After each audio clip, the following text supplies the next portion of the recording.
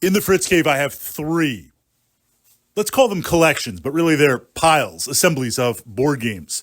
The first are ones that never really make it out of the box, as I'm regularly playing these each week, either solo or bringing them to the club to play. They get a lot of rotation, a lot of heavy use. The third grouping of games are titles that I really enjoy. They're part of some of the other IPs and narratives that I love to explore. Warhammer 40,000 tabletop miniatures, playing Relic, playing Space Hulk.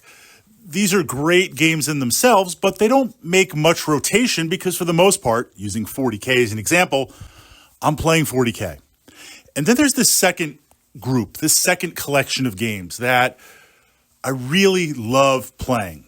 They've got a fantastic narrative, a great rule set. They're an experience in themselves, but the stars really need to align correctly in order to bring them to the tabletop.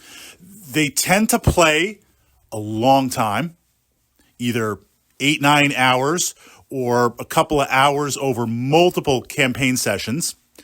They are a little bit more complex in that they're nuanced with the rules, and there's a lot of different steps to realize.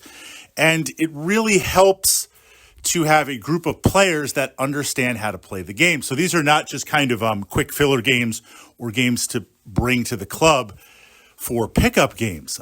A perfect example, Twilight Imperium, Kingdom Death Monster, although that's a little bit on the extreme end, or Descent First Edition.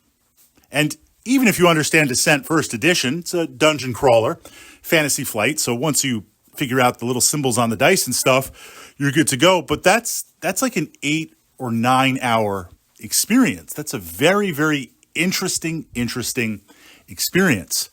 So the question is, how do these games make it to the club, make it to the table? Because there's nothing worse than being taunted by a bunch of games that you would love to play, but they're a little bit hard to manifest. So these are a couple of ideas, a couple of checklists that I utilize to try and get these into rotation as regularly as possible. Now, naturally, of course, scheduling a game in advance. Hey, 2 weeks from now, I'm going to be running TI. I put the word out. I let some people know. I make sure that if it's my game or if I'm hosting it, that I'm available schedule-wise to dedicate the time, the slot needed to play it. I set everything up. So it's not just a player, but it's also kind of a host or a GM, a game master running it if it's at one of the local clubs or the store, scheduling in advance and lining up a number of players. Now, there needs to be a little bit of flexibility here in that I don't want to overbook, but I realize, look, stuff happens all the time. Things happen.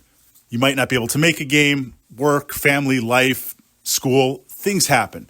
But trying to schedule it to capacity as best I can so we can show up and play the game.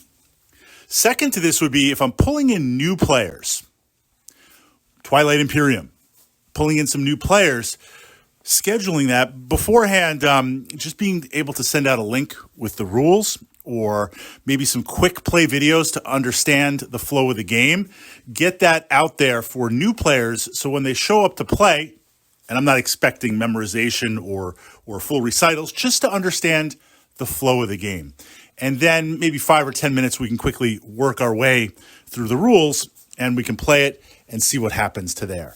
So the first part is efficient scheduling as best we can. The next aspect would be, and this doesn't work for all games, and it's not ideal. I try to play most board games rules as written, as intended, but sometimes if it's a choice between making it to the table and playing and having that experience or not, I'm completely flexible on that. A perfect example, Zombicide Black Plague, Zombicide Invader, those games, they get big. We've got like 10 to 12 to 13 players because I've got some of the X packs and expansions, and most of the missions are geared towards 6 players. We set it up, we play it, somebody's walking by at the store and they're like, hey, what's that? Wow, that looks awesome. Okay, have a seat. Everyone is invited to play. So my games tend to get very big, very fast. Just because the rules say and are balanced for 6 players doesn't mean we have to do that. If I've got enough expansion packs, instead of flipping 1 card to spawn, let's flip 2. It's not balanced, it's not perfect, but we're all having fun. So within that framework, are there things that can be tweaked? A big long play game, can you start with double resources starting out? Or can you adjust the leveling up requirements? If it costs 7 trophy points to level up, what about 3? Yes, there'll be a little bit of an imbalance in here, but that will allow us to play the game quicker if it's a question of time, because a lot of these games, even with expansions, again, take a lot of time to play.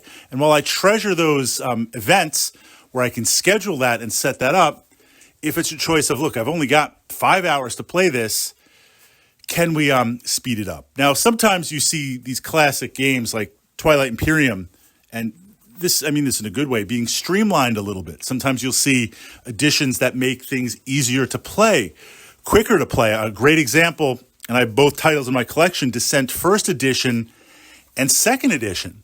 When you jumped into Descent Second Edition, it's like, what do you mean you can play Descent in 40 minutes, an hour?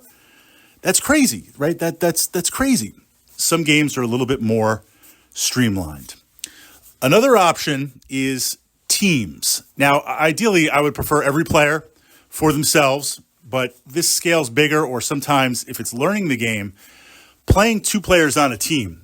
We've done this with TI and with great success, where if it's a big table and a lot of players, or if it's a player for the first time coming in, they don't even really know the rules, do they want to work with a fellow teammate to play versus maybe some of the more veteran players? And it's not so much you don't know how to play, we do. It's getting that game out on the table as much as possible.